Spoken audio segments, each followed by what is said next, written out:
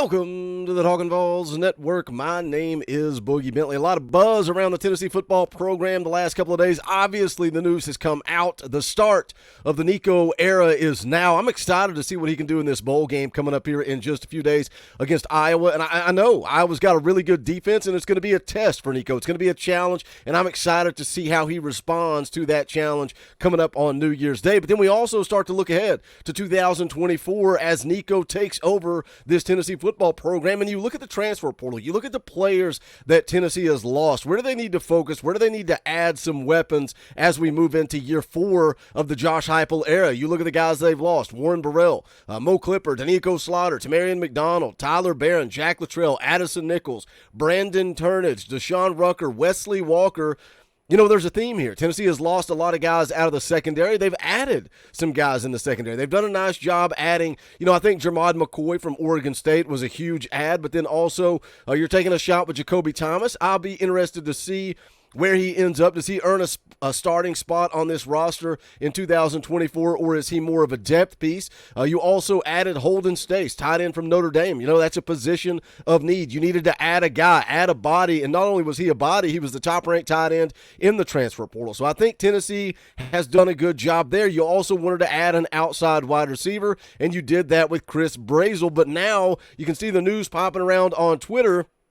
This is from On3.com. Florida State, Ole Miss, Oregon, Tennessee, and USC have been listed as schools to watch for Texas A&M transfer wide receiver Evan Stewart. Now, after Walter Nolan ended up at Ole Miss, Evan Stewart now the number 1 available player in the portal. So my question to you guys is this: do you go and get a guy like Evan Stewart? Many people believe he would be the best wide receiver on this football team in 2024. But do you go and get him, or do you have to focus more on the secondary? A lot of people feel if you can go get a guy like Evan Stewart, you go get a guy like Evan Stewart. We're going to break it down. We're going to get into it. But as always, do me a favor and smash that thumbs up just below the video. It is quick, it is free, it is easy, it helps the channel. I would greatly appreciate it. Also, if you're new to the Talkin VAWLS Network, welcome.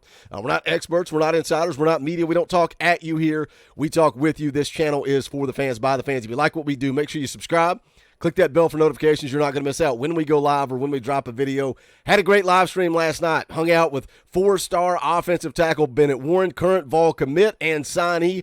Great kid, well-spoken interview. Man, that dude is going to have an exciting career on Rocky Top. If you missed it, go back and give that a watch. We're going to be live tomorrow morning, Friday morning, 9:30 a.m. Eastern Time, digging more into the Tennessee-Iowa matchup coming up in the Citrus Bowl on January the 1st. So make sure you tune in to that on Friday morning, plus more content as we get closer to the bowl game. We're going to do a fan call-in show. We'll have the regular post-game show, all that type of stuff. So tune in to that as well. Let's take a look at this article from On3.com. Evan Stewart garnering attention from top programs as best available transfer portal player. It goes on to say, when Walter Nolan committed to Ole Miss, a new player earned the title of the best available. That is Texas A&M wide receiver Evan Stewart, still searching for a new home. Now, the first question we ask here is there interest, right? Is there interest in Tennessee? And when I went to VolQuest right out of the gates, Matt Ray says, they're kicking the tires.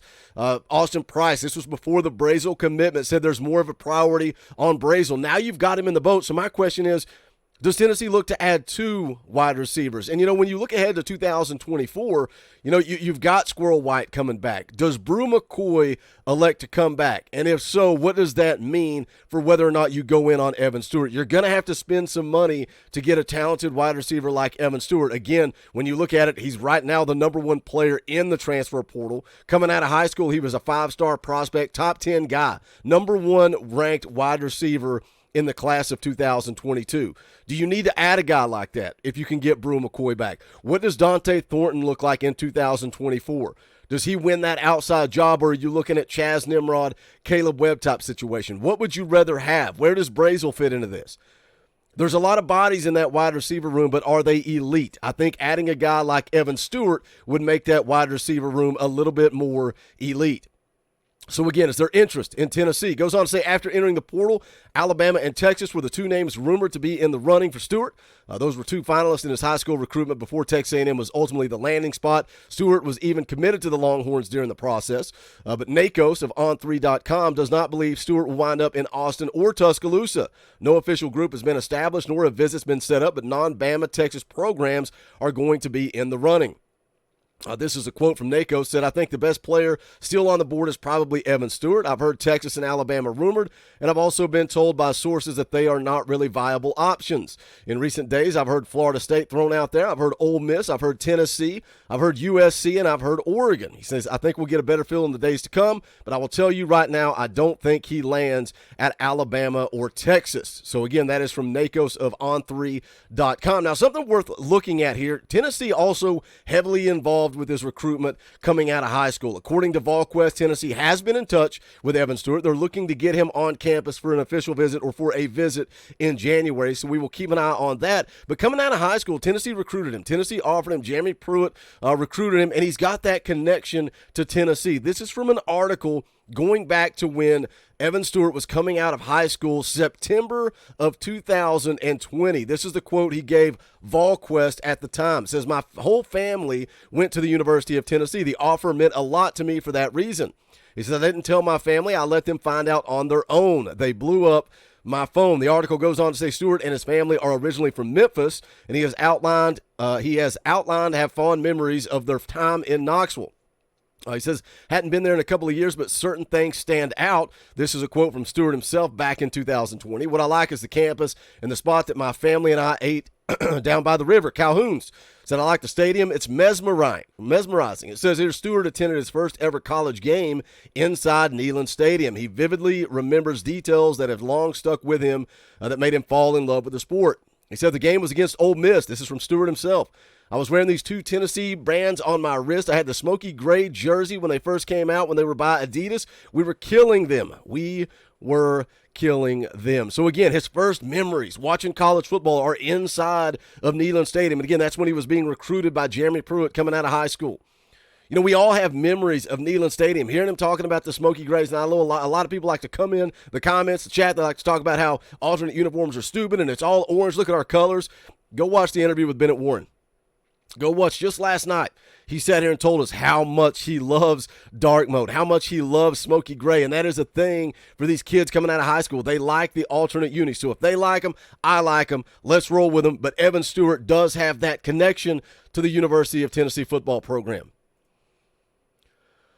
Article goes on to talk about Evan Stewart in this last season. He only played in 8 games due to injury, had 38 catches for 514 yards, both being lower than his freshman haul back in 2022. Stewart did double his touchdown total, though, snagging 4 touchdowns. But again, that was due to injury. Coming out of high school as a freshman, had 53 catches, 649 yards, and 2 touchdowns. And then again, in limited time this past season, 38 catches, 514 yards, and 4 touchdowns. But you look at, the scouting report, what he can do as a player.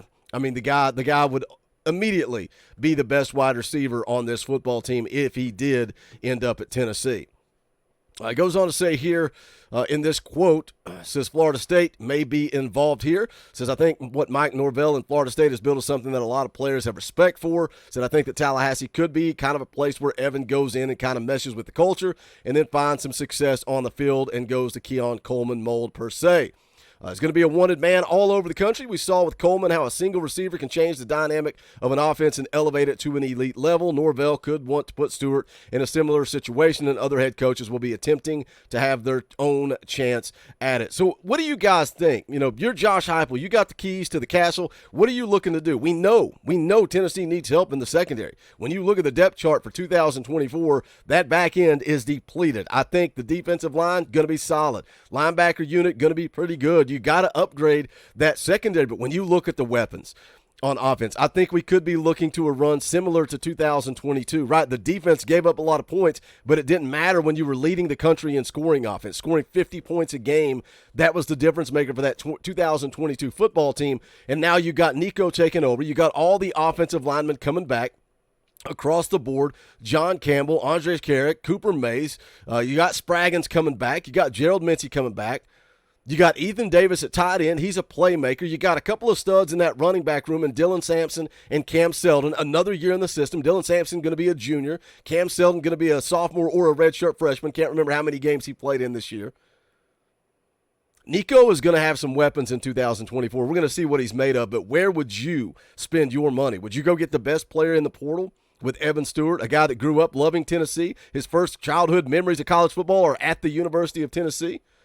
Do you push all in there, or do you spend that money on the secondary? I want to hear from you guys. Smash that thumbs up on the way out the door. Jump into the comment section. Let's talk about it. You guys know where to check out the merchandise. Bonfire.com/store/Talkin VAWLS. That link is in the description below. Also, thank you to the members of the channel. You want to support what we are building here, hit that join button down below. It's $1. You get access to fan call-in shows, custom Talkin VAWLS emojis, all kinds of fun perks and benefits. But you support a channel that is for the fans, by the fans. It is fan-funded. We could not do this without you. But that is going to do it for this one. This is the Talkin VAWLS Network. My name is Boogie Bentley. Go Big Orange.